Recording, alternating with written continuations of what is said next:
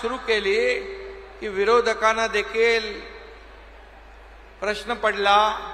त्या अगोदर म्हणत होते की पैसे येणार नाहीत, ही चुनावी जुमला आहे, ही फसवी योजना आहे, आणि जसे पैसे आले तसं म्हणायला लागले पैसे लवकर काढून घ्या नाही तर सरकार काढून घेईल। अरे बाबा, हे देणारं सरकार आहे, हे घेणारं नाही। ही देना बँक आहे, ही लेना बँक नाही। पूर्वी होती, पूर्वीचं सरकार हप्ते घेणारं होतं। अगदी गृहमंत्री पण जेलमध्ये गेले, परंतु हे सरकार माझ्या बहिणींच्या खात्यात हप्ते भरणारं सरकार आहे। हा फरक आपल्या सरकारमध्ये आहे।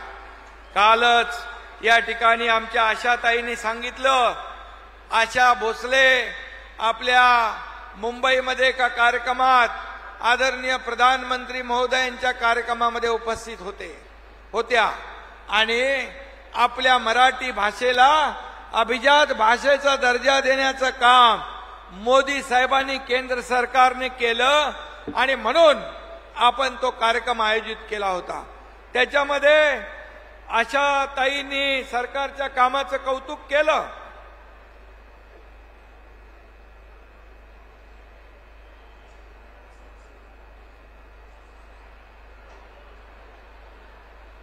आशाताईंनी कौतुक केलं, म्हणाल्या खरं म्हणजे सरकारचं काम चांगलं आहे।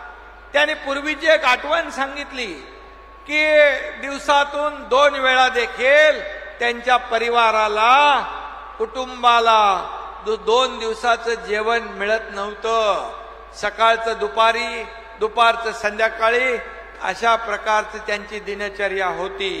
त्यांनी आठवण केली, हे 1,500 रुपये माझ्या सर्वसामान्य महिला भगिनींसाठी एक मदतीचा हात देणारे 1,500 रुपये महिन्याला आहेत, याचं सरकारचं कौतुक त्यांनी केलं। त्याने शाबासकी दिली आणि विरोधकांच्या देखील चांगली थोबाडात दिली लावून, एक ही मारा लेकिन सॉलिड मारा।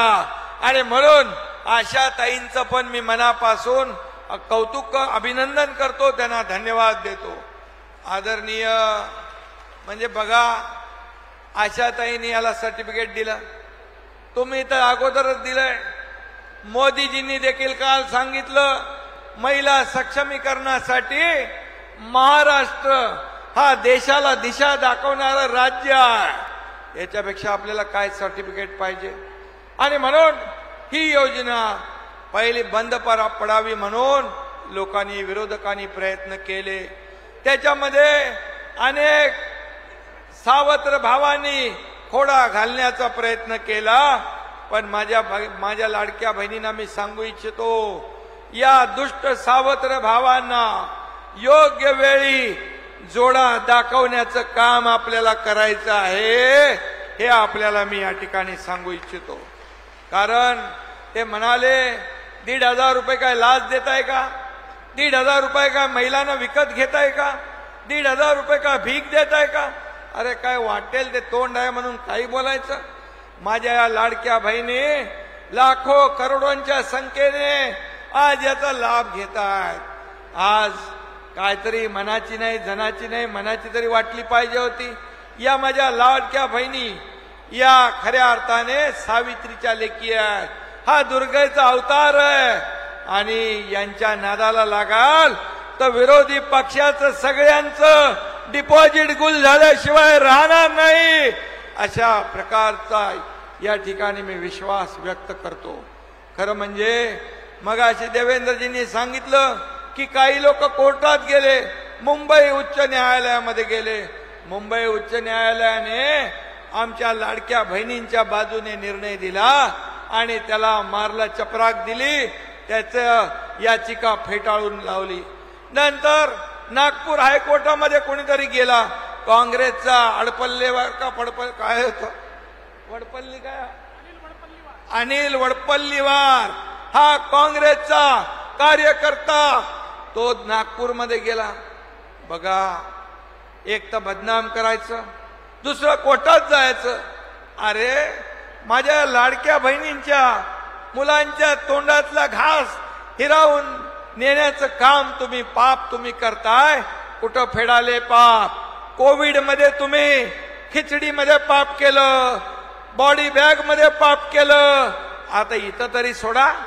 आपला आनंदाचा शिरा दिवाळीला गणपतीला देतो आपण, त्याच्यात पण कोर्टात गेले. अरे कुठं फेडणार हे पाप? आणि म्हणून आज मी आपल्याला सांगतो की हे देणारं सरकार आहे, ही देण्याची आमची नियत आहे. आणि म्हणून पहिल्या दिवसापासून आम्ही सांगितलं ही योजना कुणाचाही बाप आला तरी बंद होणार नाही, हा विश्वास या ठिकाणी व्यक्त करतो. कारण याचे सर्व पैशाची तरतूद आम्ही केलेली आहे. फक्त निवडणुका डोळ्यासमोर ठेवून आम्ही हे काम केलेलं नाही, तर हे काम निवडणुका असू द्या नसू द्या आम्हाला तुम्हाला पैसे द्यायचे होते, कारण तुमच्या संसाराला हातभार लावायचा होता. आम्ही देखील गोरगरीब परिवारातून आलोय. मी देखील एक शेतकऱ्याचा मुलगा आहे, सर्वसामान्य कुटुंबातून आलोय. माझी आई प्रपंच घर महिन्याला चालवायची, ते मी बघितलंय डोळ्यांनी. आणि म्हणून आमचं जेव्हा सरकार आलं तेव्हा का आमच्या बहिणींच्या संसाराला हातभार लावायचा नाही, का करायचं नाही? आणि म्हणून ही योजना जी आहे ही कायम सुरू राहणार आहे. तुम्हाला मी सांगतो, या ठिकाणी आम्ही मगाशी अजितदादांनी सांगितलं 3 महिन्याचे पैसे आले. 3 महिन्याचे पैसे आले त्यांनी हात वरती केले. ऑक्टोबर नोव्हेंबरचे पैसे आले त्यांनी हात वर करा. हे बघा दादा, ऑक्टोबर नोव्हेंबरचे पण पैसे आले, म्हणजे हे सरकार ऍडव्हान्स पैसे देणार आहे. हे सरकार ठेकेदारांकडून ऍडव्हान्स घेणारं सरकार नाही, हे देणारं सरकार आहे. अरे कोणीतरी म्हटलं असतं चला ठीक आहे आता ऑक्टोबर नोव्हेंबर तर पुढं आहे, आता कशाला द्यायचे? परंतु हे सावत्र दुष्ट भाऊ जशी आचारसंहिता लागेल कुठंतरी मांजर आडवं घालतील, म्हणून आम्ही अगोदरच पैसे देण्याचं काम सुरू केलेलं आहे. यावरून तुम्ही लक्षात ठेवा.